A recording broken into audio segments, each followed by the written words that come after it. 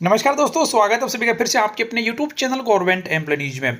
Unified pension scheme यानी कि UPS में भी सरकारी कर्मचारी रिटायरमेंट पर निकाल सकेंगे अपने कॉर्पस का पैसा। जी हां दोस्तों, एक महत्वपूर्ण जानकारी हमारे लाखों सरकारी कर्मचारियों के लिए।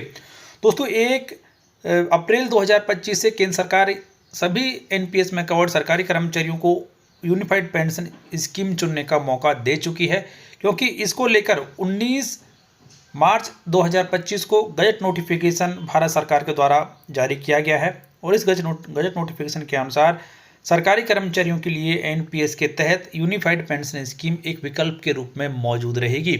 सरकारी कर्मचारियों को इस नोटिफिकेशन के जारी होने से यानी कि 1 अप्रैल 2025 से लेकर 30 जून 2025 तक अपना विकल्प का अंतिम चुनाव करना है और उन्हें ये डिसाइड करना है कि उन्हें एनपीएस लेना है या फिर यूपीएस।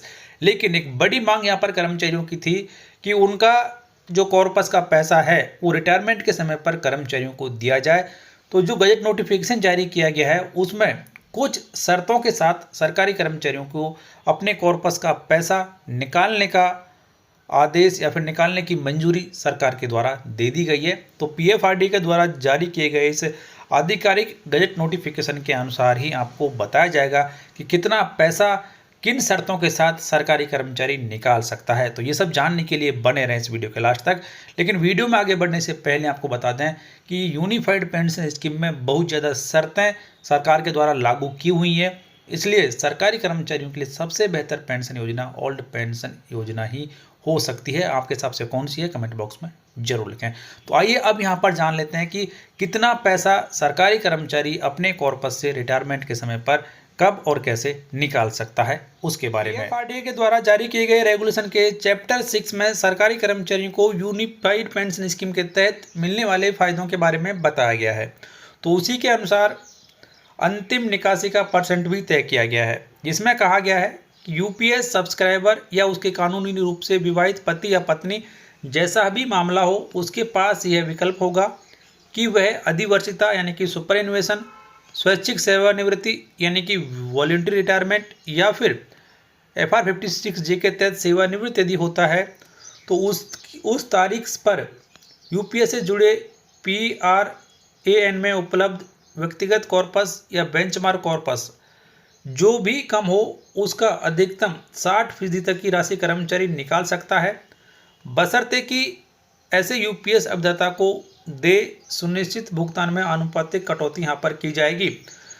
तो इस नियम के अनुसार सरकारी कर्मचारी रिटायरमेंट के समय पर, वीआरएस के समय पर या फिर FR 56G के तहत यदि सेवानिवृत्त कर दिया जाता है तो उन सभी मामलों में सरकारी कर्मचारी के पास में ये ऑप्शन होगा कि वो अपने योगदान का या फिर बेंचमार्क कॉर्पस का 60% पैसा निकाल सकता है। बेंचमार्क कॉर्पस यदि कम होगा तो उसका 60% या फिर सरकारी कर्मचारी का कॉर्पस कम होगा तो उसका 60%, दोनों में से जो कम होगा उसका 60% पैसा सरकारी कर्मचारी रिटायरमेंट के समय पर एक मुश्त निकाल सकता है। लेकिन इसका नकारात्मक प्रभाव आपको मिलने वाली सुनिश्चित पेंशन पर पड़ने वाला है, क्योंकि उसी अनुपातिक रूप से आपकी पेंशन को कम कर दिया जाएगा। तो ये आप जरूर ध्यान रखें कि आप जो हमेशा बेंचमार्क कॉर्पस को बनाए रखें, उसका असर आपको एक मुश्त मिलने वाली राशि पर भी पड़ने वाला है और आपको सुनिश्चित पेंशन पर भी पड़ने वाला है। इसलिए बेंचमार्क कॉर्पस एक सरकारी कर्मचारी को रिटायरमेंट तक बना के रखना है। इसके अलावा आगे ये भी कहा गया कि यदि इन तीनों ही मामलों में यानी कि रिटायरमेंट के मामलों में सरकारी कर्मचारी का जो व्यक्तिगत कॉर्पस है बेंचमार्क कॉर्पस से यदि अधिक होता है तो अंतिम निकासी की राशि बेंचमार्क कॉर्पस के आधार पर गणना की जाएगी और व्यक्तिगत कॉर्पस में अतिरिक्त राशि यूपीएस अभिदाता के नामित बैंक खाते में जमा कर दी जाएगी। तो सरकारी कर्मचारी को ओवरऑल कैलकुलेशन जो है वो बेंचमार्क कॉर्पस के आधार पर ही की जाएगी। उससे ज़्यादा यदि पैसा कर्मचारी के खाते में है तो उसे भी कर्मचारी के बैंक खाते में ट्रांसफ़र कर दिया जाएगा। इसके अलावा एक और कंडीशन यहाँ पर डाली गई है कि ऐसी अंतिम निकासी अधिवर्षिता, स्वैच्छिक सेवानिवृत्ति या FR 56G के तहत सेवानिवृत्ति जो भी लागू हो उसकी तिथि पर देय होगी। तो ये अब सरकारी कर्मचारियों के लिए कि उस तिथि से ये लागू हो जाएगी अंतिम निकासी कि जिस तिथि पर सरकारी कर्मचारी रिटायरमेंट लेता है उस तिथि पर।